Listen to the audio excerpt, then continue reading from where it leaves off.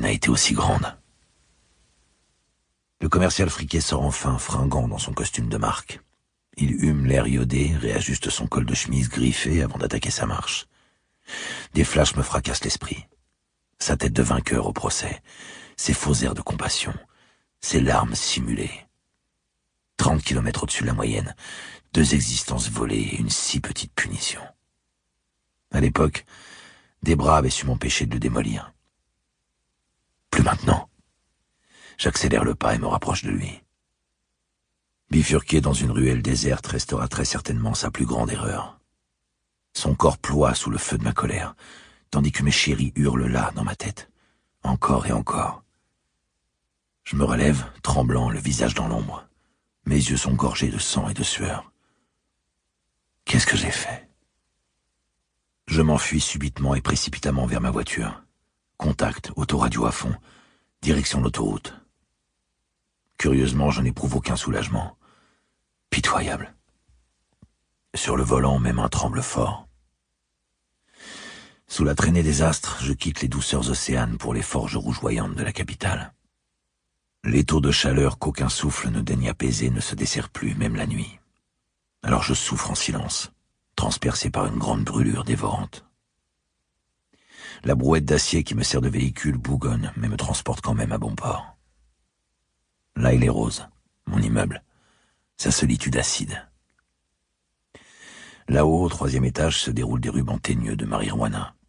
Un raccourci osé qu'a trouvé mon voisin de palier, un rasta solitaire, pour ramener à lui l'exubérance de la Guyane. Sa grand-mère et moi étions liés d'une amitié sans frontières.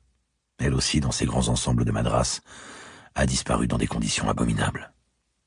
L'ange rouge a décidément détruit ma vie et éliminé ceux que j'aimais. Aujourd'hui, un seul mot me hante l'esprit. Traque. Profiter de la carapace de flics pour les traquer, tous, les uns après les autres. Leur éclater le crâne sous ma semelle, comme autant de moustiques. Sur la moquette de ma chambre, des pieuvres de fer épandent leurs tentacules jusqu'en bordure de salle à manger. Les trains miniatures, vapeur vive ou motrices électriques, attendent la délicatesse d'une main pour promener leurs wagons. Avant de me coucher, j'en propulse 2 plein rail. Malgré ces rivières pourpres qui ont irrigué ma vie, il reste une peur que je ne maîtrise pas. Celle du silence. Aidé de somnifères, je sombre lentement dans la fureur des raclements de bielle. Le visage de Chartreux m'apparaît une dernière fois, une bulle de sang entre les lèvres. Tard dans la matinée, je m'extirpe de ma couche, réveillé par le téléphone. Je suis censé reprendre le travail demain, mais un message sur mon répondeur change la donne. Mon divisionnaire me demande d'aller dans une église. Un curé a découvert sur l'agenouilloir d'un confessionnal une femme morte, nue et rasée des orteils au sommet du crâne. Tout mon être s'embrase d'un feu dangereux. Au moment où j'éteins le transformateur brûlant qui agite mon réseau de trains, où les locomotives épuisées de leur course nocturne arrachent les derniers mètres, alors à ce moment-là, l'homme, l'humain, s'endort, tandis que le flic s'éveille.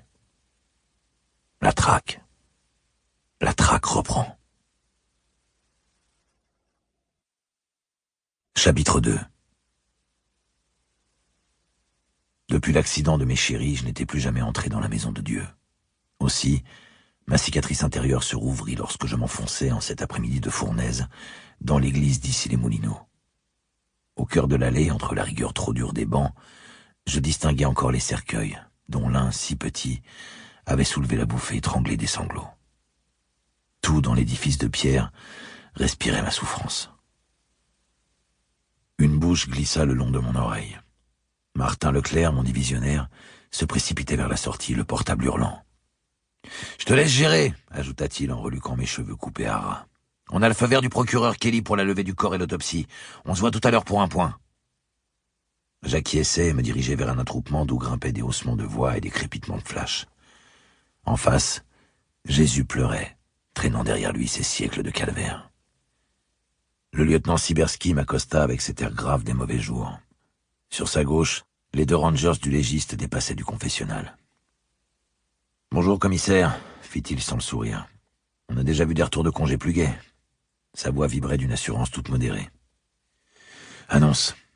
Ok. La porte derrière l'hôtel de gauche a été forcée au pied de biche. D'après le curé, c'est la deuxième. Pour continuer à écouter ce livre audio gratuitement, cliquez sur le lien dans la description et vous pourrez l'écouter en entier sans frais grâce à l'essai de 30 jours d'Audible.